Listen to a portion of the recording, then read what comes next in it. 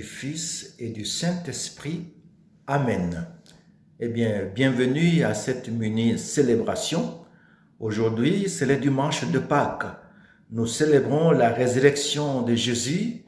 Nous célébrons sa victoire sur la mort. Il était mort et il est vivant. Chantons Alléluia. C'est un jour de joie. C'est un jour de fête pour nous chrétiens. Il nous faut donc célébrer ce dimanche avec joie, avec un cœur rempli d'émerveillement, parce que notre Sauveur est ressuscité, il est vivant. Disposons nos cœurs à accueillir la parole de Dieu qui va nous être proclamée tout à l'heure.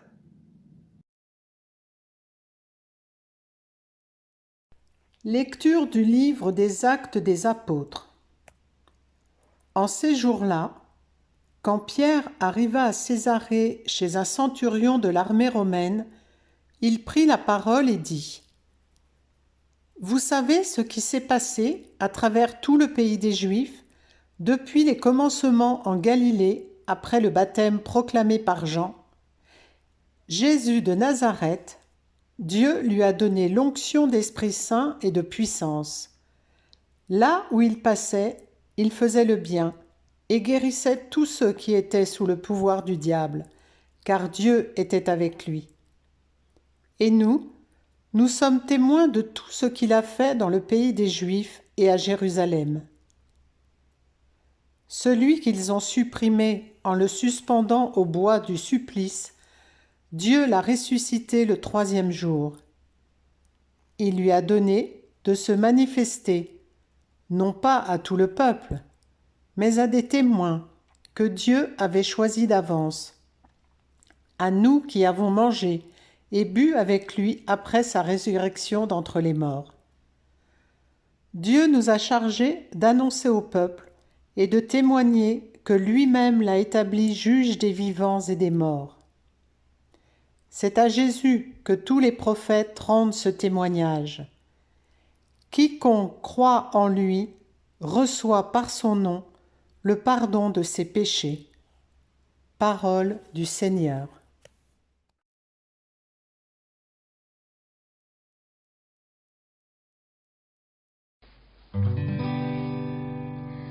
Voici le jour qu'a fait le Seigneur, et soit pour nous jour de fête et de joie, jour de fête et de joie. Rendez grâce au Seigneur, il est bon, éternel est son amour, oui que le dise Israël. Éternel est son amour. Voici le jour qu'a fait le Seigneur, et soit pour nous jour de fête et de joie, jour de fête et de joie. Le bras du Seigneur se lève, le bras du Seigneur est fort. Non, je ne mourrai pas, je vivrai pour annoncer les actions du Seigneur. Voici le jour qu'a fait le Seigneur, et soit pour nous jour de fête et de joie, jour de fête et de joie. La pierre qu'ont rejetée les bâtisseurs est devenue la pierre d'angle. C'est là l'œuvre du Seigneur, la merveille devant nos yeux. Voici le jour qu'a fait le Seigneur, et soit pour nous jour de fête et de joie, jour de fête et de joie.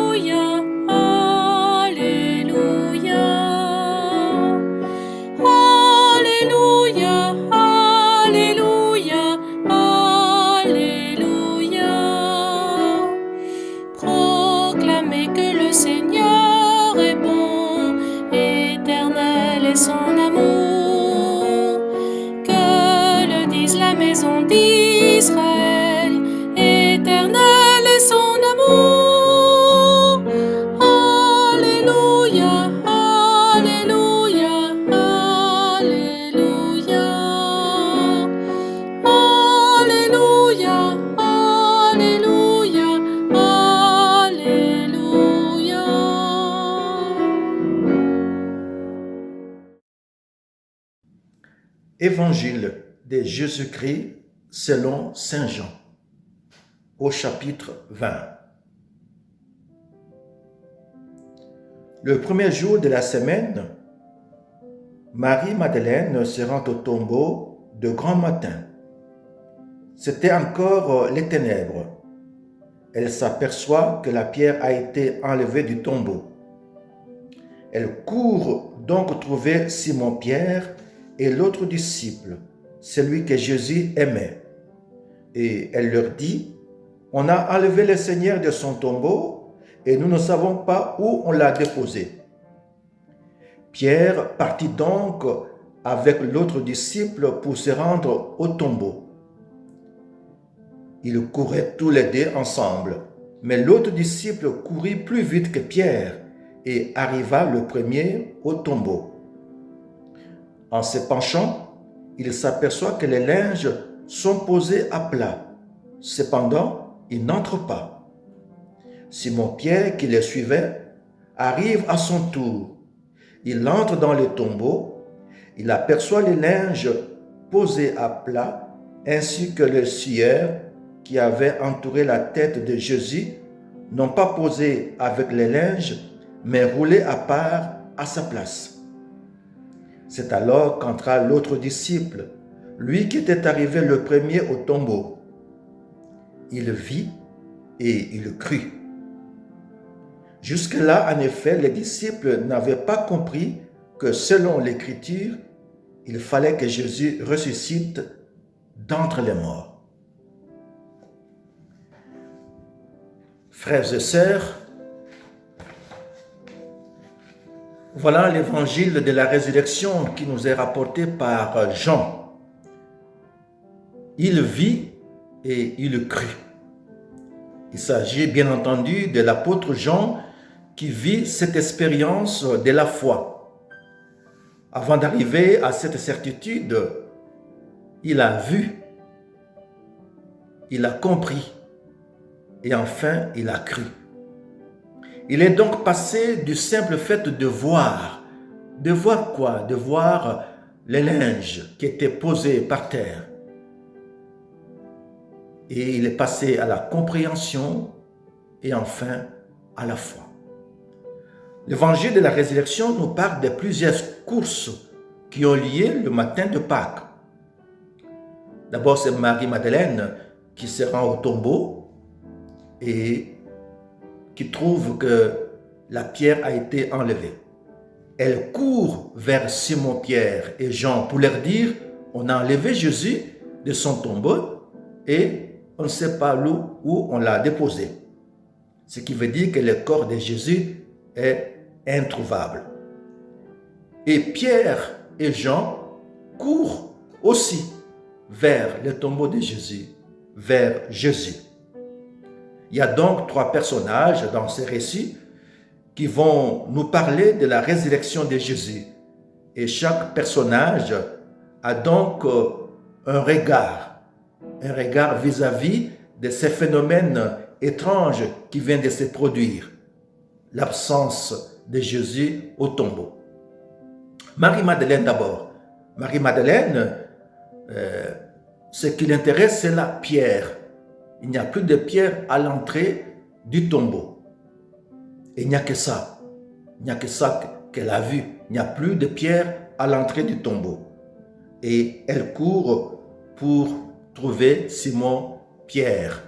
C'est-à-dire, elle cherche un appui. Elle cherche à comprendre le phénomène. Donc, ce regard de Marie-Madeleine est aussi le nôtre. Devant une épreuve ou un échec, nous faisons l'expérience du silence de Dieu et nous perdons parfois nos repères. Nous sommes devant un vide. Nous sommes comme dans un tunnel sombre. Nous essayons de chercher des secours pour tenir, mais nous n'avons pas d'appui pour nous raccrocher.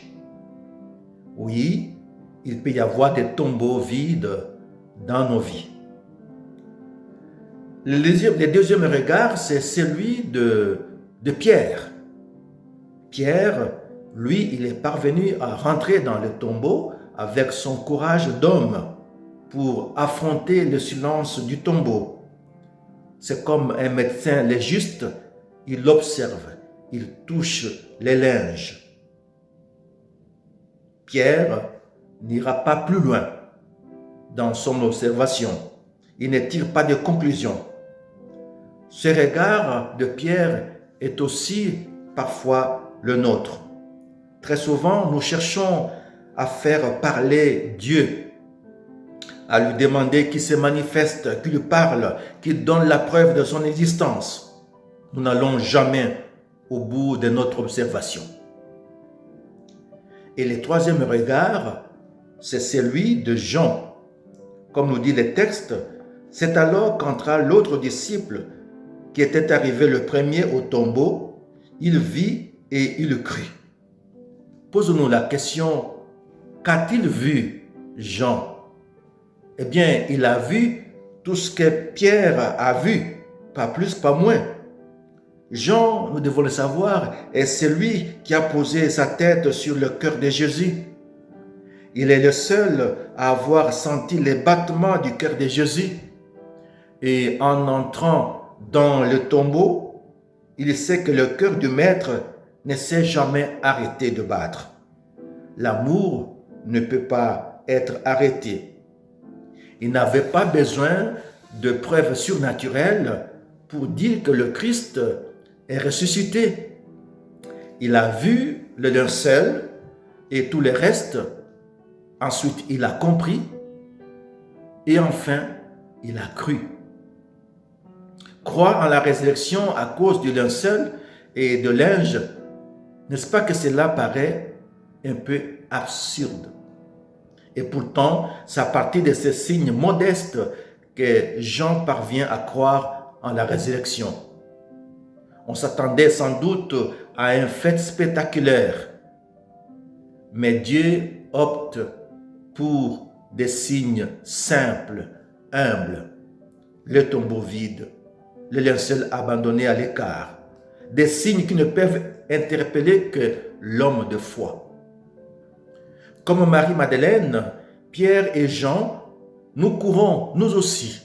Mais vers quel but? Vers qui courons-nous? Vers quoi courons-nous? Il y en a qui se sont lancés dans une course au pouvoir, à l'argent, au succès, voire à la réduction des dieux au silence.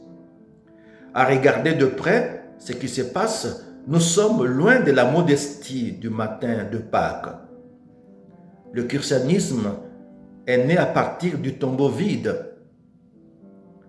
C'est de ce tombeau vide qu'a retenti le message de la résurrection, message pour lequel, jusqu'à ce jour, les chrétiens se réunissent pour prier et pour crier. Il est vivant, il est ressuscité. Tout est parti donc d'un tombeau vide, un signe à la fois absurde et modeste. Oui, les ressuscités ne se rencontrent pas à Jérusalem, mais c'est en Galilée qu'on les rencontrera. Et nous pourrons dire aussi que les ressuscités ne se rencontrent pas dans nos tabernacles aujourd'hui, mais dans les quotidiens de la vie, là où le visage de l'autre nous interpelle. Le message de Pâques nous dit que si nous avons eu la chance d'avoir rencontré Jésus qui peut donner sens à notre vie, eh bien, nous devons être à notre tour une chance pour les autres qui croisent notre route. Amen.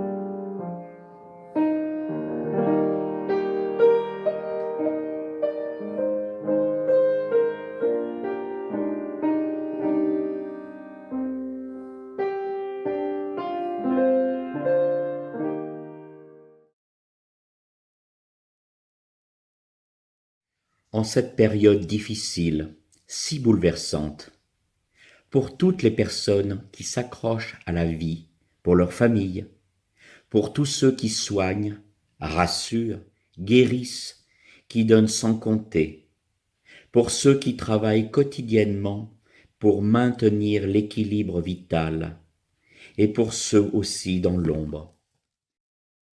Vers toi, Seigneur, que montre aujourd'hui notre prière. Tourne ton regard vers ce monde que tu aimes. Seigneur, nous souhaitons tous prendre part à ta mort et à ta résurrection. Avec notre foi, nos doutes et nos hésitations, nous voulons venir vers toi dans la prière qui nous réconforte et qui nous permet de résister dans un monde souvent bousculé. En cette période particulièrement trouble, je crois que Pâques nous permet d'être forts ensemble et de réfléchir à nos actions, comme le demande profondément le pape François. Accueille notre fragilité, donne-nous ta force. Prions le Seigneur. Vers toi, Seigneur, que montre aujourd'hui notre prière. Tourne ton regard vers ce monde que tu aimes. Pour toutes les personnes qui se sentent seules, isolées, que chacun trouve le geste, la parole, l'attention, si petite soit-elle, qui apportera réconfort et soulagement. Nous te prions. Vers toi, Seigneur, que montre aujourd'hui notre prière. Tourne ton regard vers ce monde que tu aimes.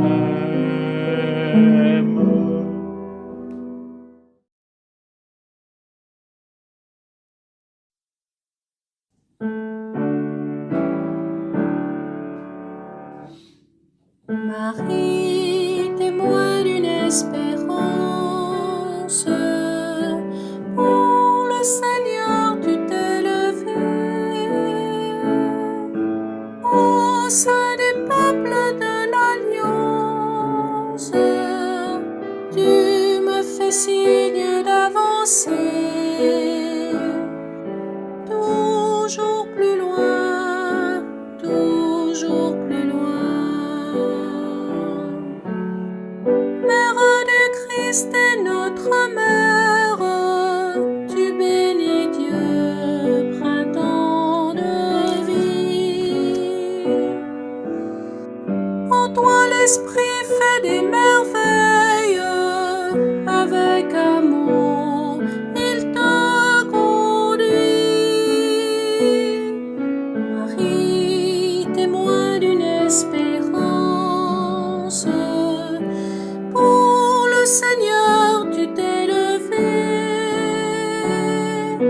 Au sein du peuple de l'Alliance, tu me fais signe d'avancer. Toujours plus loin, toujours plus loin. Dans le matin du jour de Pâques, ton cœur exulte et crie de joie. Le Christ est là sur nos rivages, il est vivant et tu le crois. Marie, témoin d'une espérance, pour le Seigneur tu t'es levée.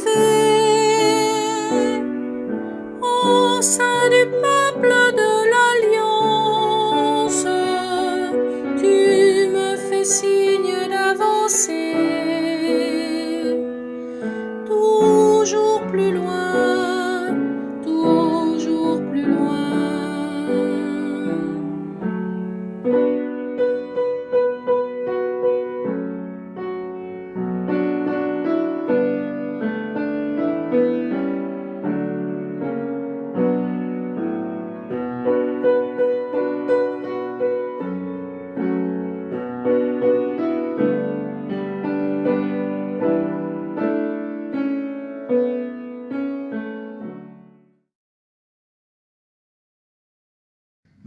maintenant, demandons la bénédiction du Seigneur sur vous tous, sur tous ceux qui souffrent, tous ceux qui sont malades, tous ceux qui sont dans les hôpitaux, dans des maisons, pour tous ceux qui ont perdu un proche, eh bien que la bénédiction du Seigneur soit sur vous.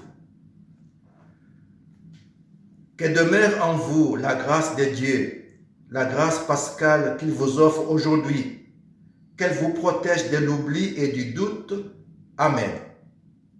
Par la résurrection de son Fils, il vous a fait déjà renaître, qu'il vous rappelle toujours à cette joie, que rien, même pas la mort, ne pourra vous ravir. Amen. Ils sont finis les jours de la passion. Suivez maintenant les pas du ressuscité. Suivez-le désormais jusqu'à son royaume, où vous posséderez enfin la joie parfaite. Amen.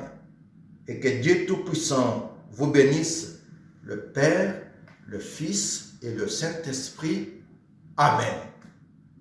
Bonne fête de Pâques à tous et à tous.